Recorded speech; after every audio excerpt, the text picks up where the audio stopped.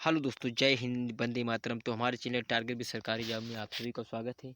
अगर हमारे चैनल पे आप नए हो तो हमारे चैनल को सब्सक्राइब करें तथा बेल आइकन दबाना ना भूलें, जिससे हमारा वीडियो आप लोगों तक जल्द से जल्द पहुंच सके और कुछ उससे आप लोग यूपीटीटी में आने वाले प्रश्नों को पढ़ें। अब हम चलते हैं। आज हमारा पर्यावरण स्थिति का पार्ट नंबर 3 है, जो आप लोगों को अति महत्वपूर्ण होगा और उसे आप लोग पढ़िएगा ध्यान से और वीडियो को अंत तक जरूर देखें, जिससे आप लोगों का कुछ यूपीटीटी में प्रश्न फंसने वाले हैं। तो हम चलते हैं प्रश्न नंबर 1 की ओर कि पारिस्थितिकी टास्क फोर्स का गठन किया गया था। कब किया गया था? पारिस्थितिकी टास्क फोर्स का गठन कब किया गया था? तो हमारा 1982 ईस्वी में किया गया था। तो ऐसे क्वेश्चन हमारे सामान्य विज्ञान और सामान्य अध्ययन में भी मिलते हैं, सामाजिक विज्ञान में भी मिलते हैं कभी कभी, लेकिन ज़्यादातर ये पर्यावरण में पूछे जाते हैं। तो नेक्स्ट क्वेश्चन की ओर चलते हैं। हमारा नेक्स्ट क्वेश्चन हुआ है कि पेयजल में संख्या प्रदूषण सर्वाधिक होती है। तो कहाँ होती है? कोलकाता में होती है। कहाँ होती है? पेयजल में संख्या प्रदूषण सर्वाधिक पाया जाता है या होता है। कहाँ होता है? तो कोलकाता में होता है। अब कोलकाता बात करें, कोलकाता किस राज्य की राजधानी है? तो पश्चिम बंगाल की है। पश्चिम बंगाल के जो मुख्यमंत्री कौन है? तो पश्चिम बंगाल के जो मुख्यमंत्री हैं वो हमारी ममता बनर्जी हैं। नेक्स्ट क्वेश्चन की ओर चलते हैं कि भारत के किस क्षेत्र में अधिकतम भूस्खलन की घटनाएं होती हैं? तो अधिकतम हमारे क्षेत्र में होती हैं जो वो हमारे हिमालय में होती हैं। हिमालय में बात करेंगे तो वहाँ पे ऊंचे ऊंचे चट्टान होते हैं, ऊंची ऊंची चट्टानें पाई जाती हैं वहाँ पे, और ऊंची ऊंची टीले पाए जाते हैं। वहाँ पे क्या होता है कि वहाँ पे बहुत से ये लोग वहाँ पे इकट्ठे होकर, वो बहुत से यहाँ पे धूल कण इकट्ठे होकर ये बर्फ़ के रूप में जम जाते हैं, और वही हमारा क्या नाम, धीरे धीरे जब धूप की मात्रा मिलती है तो वही पिघल कर हमारी नदियों में चले जाते हैं। तो वहीं पे नदियों का पानी में निरंतर पानी बहता रहता है वहीं से। अब चलिए नेक्स्ट क्वेश्चन की ओर। हम वर्षा की मात्रा निर्भर करती है, तो किस पर निर्भर करती है? तो हमारे वो वायुमंडल पर निर्भर करती है। किस पर निर्भर करती है? तो हमारे वायुमंडल पर निर्भर करती है। अब वर्षा की बात करते हैं, वर्षा के ऊपर हम बात करते हैं तो वर्षा जो होती है हमारी जो तलियाँ हुई, झीलें हुई, नदियाँ हुई, इससे अधिक जब धूप होता है यानी जब धूल कर इकट्ठे होते गर्मियों में, ये ज़्यादातर नमी इकट्ठी होती है, और ज़्यादा धूप के कारण जो हमारा कुछ तो वायुमंडल से वाष्प इकट्ठा होता है, कुछ तो हमारे नदियों से भी जो पानी सूखता है उसमें गैस के रूप में वो परिवर्तित हो जाता है ऊपर जाके, और धूलकण के रूप में वो बादल बन जाते हैं और बादल में वो समाहित हो जाता है। अब जब ऊपर ठंडी ठंडी हवाएं चलती हैं, गर्म हवा होके, और जब ठंडी ठंडी हवा चलती हैं तो वो पिघलता हुआ, वही कण जो पिघलते हैं तो वही हमारी बारिश होती है उसी से, ये समझ लेना। अब हम चलते हैं नेक्स्ट क्वेश्चन की ओर। तो नेक्स्ट क्वेश्चन हमारा है कि इनमें से नेक्स्ट क्वेश्चन हमारा हुआ कि इनमें से कौन सा द्विबीजपत्री पौधा है? तो कौन सा द्विबीजपत्री पौधा है? तो हम यह बता दें कि सरसों का जो पौधा होता है द्विबीजपत्री पौधा होता है। और द्विबीजपत्रा के पौधे की बात करते हैं, और कौन सा होता है? तो द्विबीजपत्री पौधा होता है तिल्ली हुआ, और ये क्या नाम, मूली का बीज हुआ, तो ये भी द्विबीजपत्री पौधा होते हैं। अब चलते हैं नेक्स्ट क्वेश्चन की ओर। पर्यावरण का प्रत्येक भाग कहलाता है, तो क्या कहलाता है? पारिस्थितिकी कारक कहलाता है। क्या कहलाता है? पारिस्थितिकी कारक कहलाता है। अब चलते हैं नेक्स्ट क्वेश्चन की ओर कि पीने के पानी को शुद्ध करने के लिए किस गैस का प्रयोग किया जाता है? तो हमारी जो पीने का शुद्ध पानी किया जाता है, तो वो शुद्ध पानी करने के लिए हम क्लोरीन गैस का प्रयोग करते हैं। वही अब हम आपको बात कर लें कि कहते हैं लोग कि अपने घर में से आरओ मशीन लगवा लो। तो जो आरओ मशीन होती है उसमें जो गैस होती है वो क्लोरीन की, वही आरओ मशीन साफ करती है क्लोरीन। और बड़ी बड़ी कंपनियां भी होती हैं जो, उसमें भी वहीं पर भी ये क्लोरीन गैस का प्रयोग करके हम पानी को फिल्टर करते हैं, जो गंदा पानी को साफ करके, और पानी में बोतल में प्रयोग करके, और उसी को हम बेच देते हैं। और बहुत जगह तो बस अड्डे हुआ, और क्या नाम, रेलवे स्टेशन पर भी बहुत आरओ मशीन लगी होती है, उससे साफ करके पानी बेचते हैं। तो यही उसमें किसकी मात्रा होती है? तो वो उसमें क्लोरीन गैस की मात्रा होती है यहाँ पर। इसी कारण इस पीने योग्य पानी शुद्ध किया जाता है। Next question. दाची गांव राष्ट्रीय उद्यान कहाँ स्थित है? तो दाची गांव राष्ट्रीय उद्यान कहाँ स्थित है? तो वो हमारे जम्मू कश्मीर है। अब जम्मू कश्मीर की बात कर लें तो जम्मू कश्मीर की राजधानी श्रीनगर में। अब जम्मू नगर की हम बात करते हैं तो जम्मू कश्मीर के प्रथम उपराज्यपाल कौन थे? तो जम्मू कश्मीर के प्रथम उपराज्यपाल थे वो सत्यपाल मलिक थे। यह एक केंद्र शासित प्रदेश बन गया है। कब से बन गया है कि ये यहाँ पे पहले ऐसा नियम था कि यहाँ पे केवल जम्मू कश्मीर का व्यक्ति जम्मू कश्मीर में रह सकता था। अन्य बाहर राज्य का व्यक्ति यहाँ पे ना तो नौकरी कर सकता था और ना रह सकता था। लेकिन अब जब से 370 धारा लागू की थी प्रधानमंत्री पीएम मोदी ने, तब से यहाँ पे वहाँ पे उसको हटाया गया, उसको लगा के उसको वहाँ पे जम्मू कश्मीर कई अन्य लोग वहाँ पे बसाए गए और उसको हटाकर आज वो स्वतंत्र हमारा राज्य बन गया है। वहाँ पे किसी भी राज्य का व्यक्ति वहाँ पे संपूर्ण तरीके से वहाँ रह सकता है। कोई यहाँ पे रोक ठोक नहीं है। पहले वहाँ के व्यक्ति रहने नहीं देते थे और वहाँ पे बसने नहीं देते थे, लेकिन आज वहाँ पे व्यक्ति प्लाट लेके रह सकता है और वहाँ पे अपना जीवन यापन भी कर सकता है और किसी भी प्रकार नौकरी भी ना कर सकता है। अब चलते हैं नेक्स्ट क्वेश्चन की ओर। इंसुलिन की रासायनिक प्रकृति है। इंसुलिन की रासायनिक प्रकृति क्या है? तो वो हमारी प्रोटीन है। इंसुलिन की कमी से कौन सा रोग होता है? मधुमेह रोग होता है। मधुमेह रोग में किसकी कण पाए तो शर्करा की मात्रा पाई जाती है तो उसमें मधुमेह रोग होता है। Next question. फूलों की संख्या को ध्यान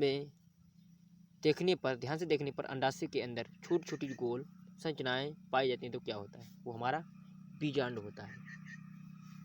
छोटे छोटे जो गोल गोल संरचनाएं पाई जाती हैं वो हमारा बीजांड होता है, बीज, जिसे हम बीज कहते हैं। नेक्स्ट क्वेश्चन की ओर चलते हैं। ग्रैंड बैंक और डांगर बैंक किस विश्व विख्यात है? ग्रैंड बैंक और डांगर बैंक क्षेत्र किसके लिए विश्व विख्यात है? तो वो मत्स्य विज्ञान क्षेत्र के लिए है। अब मत्स्य विज्ञान को हम किस क्रांति के नाम से जाने जाते हैं? तो मत्स्य को हम नीली क्रांति को हम मत्स्य कहते हैं। मत्स्य क्रांति किसे कहते हैं? मत्स्य क्रांति क्या आता है? तो वो हमारी मछली आती है नीली क्रांति के अंतर्गत। मछली जो आती है नीली क्रांति को हम मछली कहते हैं। अब नेक्स्ट क्वेश्चन की हम चलते हैं। भारत में अधिकतम वनाच्छादित क्षेत्र कौन सा है? तो आरक्षित वन। क्या है? आरक्षित वन। अब आरक्षित वन की बात कर लें, जो वनाच्छादित सबसे ज़्यादा कहाँ पाया जाता है? अरुणाचल प्रदेश में हमारा। अरुणाचल प्रदेश में सबसे ज़्यादा वनाच्छादन क्षेत्र पाया जाता है। नेक्स्ट बात करते हैं कि कुत्ता मछली का आवास है। कुत्ता मछली का आवास है तो समुद्र है। समुद्र में वहाँ पे हर प्रकार की मछलियाँ रहती है, बड़ी से बड़ी रहती हैं। एक मछली, अब एक बात और कहते हैं आपको कि सबसे विशालकाय मछली कौन सी होती है? तो जो व्हेल होती है वो सबसे विशालकाय मछली होती है और वो कम से कम 1 से 5 तक तो वो खाना खाती है, इतनी बड़ी मछली होती है। और समुद्र का जो जल होता है कैसा? खारा होता है और समुद्र में अनेक प्रकार की वनस्पतियाँ पाई जाती हैं। नेक्स्ट क्वेश्चन की ओर चलते हैं। साइलेंट वैली के चर्चित होने का कारण है, क्या है? तो वो जैव विविधता है। साइलेंट वैली के चर्चित होने का कारण है वो चर्चित होने का जो कारण होता है वो जैव विविधता होती है। नेक्स्ट क्वेश्चन की ओर चलते हैं। दो जीव सबसे अच्छे मित्र हैं और साथ साथ रहते हैं। इनमें से एक आवास, जल तथा पोषक तत्व प्रदान करता है जबकि दूसरा भोजन बनाता है एवं प्रदान करता है। जीवों को इस प्रकार के संबंध को क्या कहते हैं? तो सहजीवन कहते हैं। क्या कहते हैं? ऐसे संबंध, ऐसे प्रकार के जीवन के संबंध को कहते हैं सहजीवन कहते हैं। नेक्स्ट क्वेश्चन पे चलते हैं। ओजोन क्षेत्र का अर्थ क्या होता है? ओजोन की परत का पतला होना। क्या होता है? ओजोन क्षेत्र का अर्थ होता है कि ओजोन परत जो होती है वो पतली हो जाती है, पतला होना। नेक्स्ट क्वेश्चन की ओर चलते हैं। कांसा ब्रांज, कांसा या ब्राइकेट ब्रॉन्ज, कांसा को ब्रांज भी कह सकते हैं, कांसा या ब्रोंज दो धातु का मिश्रण है। ये दो धातुएं कौन सी होती हैं? तो हमारे जो तावा और जस्ता होता है, इसे ये दो मित्रों से मिलकर, ये दोनों वस्तुओं धातुओं से मिलकर हमारा क्या तैयार होता है? कांसा तैयार होता है। इसे ब्रोंज कहते हैं। इसे हम जिंक भी कह सकते हैं। इसे और अन्य नाम से जिंक भी जानते हैं। नेक्स्ट क्वेश्चन को देखते हैं। किसी भी आवास में सफल जीवन यापन हेतु उपयुक्त लक्षण है। तो क्या उपयुक्त लक्षण है? तो अनुकूलन उपयुक्त लक्षण है जीवन यापन के लिए। गणसौर का त्योहार माना जाता है। तो कब माना जाता है? कब मनाया जाता है गणसौर का? गणसौर का त्योहार जो होता है वो चैत्र शुक्ल पक्ष की तीज को मनाया, कि चैत्र में शुक्ल पक्ष की तीज को ये मनाया जाता है। कब मनाया जाता है? चैत्र में मनाया जाता है तीज को, शुक्ल पक्ष में तीज को मनाया जाता है। नेक्स्ट क्वेश्चन को चलते हैं हम। तो नेक्स्ट क्वेश्चन, लवण जो जल का अवशोषण करता है वह क्या कहलाता है? जो लवण होता है जल का जो अवशोषण करता है वो कहलाता है हमारा हाइग्रोस्कोपिक लवण कहलाता है। क्या कहलाता है? हाइग्रोस्कोपिक लवण कहलाता है। नेक्स्ट,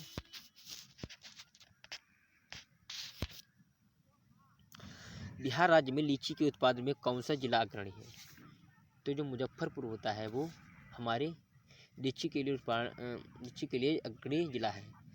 और बिहार की राजधानी क्या बात कर लें तो बिहार की राजधानी पटना है। बिहार के मुख्यमंत्री की बात कर लें तो नीतीश कुमार हैं। और यहाँ के जो राज्यपाल हैं वो फागू सिंह चौहान हैं। नेक्स्ट क्वेश्चन की ओर हम चलते हैं।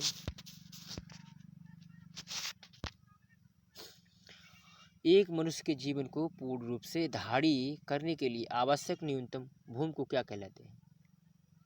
क्या प्रश्न पूछ रहा है कि एक मनुष्य के जीवन को पूर्ण रूप से धारणीय करने के लिए आवश्यक न्यूनतम भूमि को क्या कहते हैं? तो हम कहते हैं पारिस्थितिकीय पदचाप कहते हैं।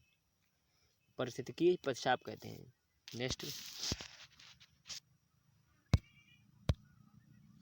कि इकोसिस्टम की सही परिभाषा क्या है? जो इकोसिस्टम होता है उसकी सही परिभाषा क्या कहलाई जाती है? कि जीव समुदाय और उसके वातावरण का संतुलित तंत्र। क्या? जीव समुदाय और उसके वातावरण का संतुलित तंत्र होता है। नेक्स्ट क्वेश्चन, कि नाभिकीय परियोजना के अंतर्गत पर्यावरणीय प्रभाव जिनका अध्ययन किया जाता है तथा हल निकाला जाता है वे क्या कहलाए जाते हैं? तो उपयुक्त सभी होते हैं। क्या होते हैं? नाभिकीय निकाले जाते हैं। तो नाभिकीय चलने में रेडियो एक्टिव हो गया और तरंग धैर्य हो गया और क्या नाम और नाभिकीय विलयन हो गया। ये सारी जानने के लिए हल निकाले जाते थे। ये सभी होते हैं। कौन कौन से होते हैं? नाभिकीय संलयन, नाभिकीय विलयन और रेडियो एक्टिव तरंग धैर्य, ये होती हैं सभी। अब रंग पर्यावरण और स्वास्थ्य पर्यावरणीय शिक्षा की एक प्रमुख विधि है जो आधारित है। किस पे आधारित है? तो वो प्रदर्शनी विधि पर। किस पर? प्रदर्शनी विधि पर होता है। हमारा वीडियो आपको कैसा लगा? अगर अच्छा लगे तो हमारे वीडियो को शेयर करें, तो लाइक करें, साथ चैनल को सब्सक्राइब करें और इससे हम आपको नया समय में आप लोग तो वीडियो पहुंचा सकें। तो जय हिंद, वंदे मातरम।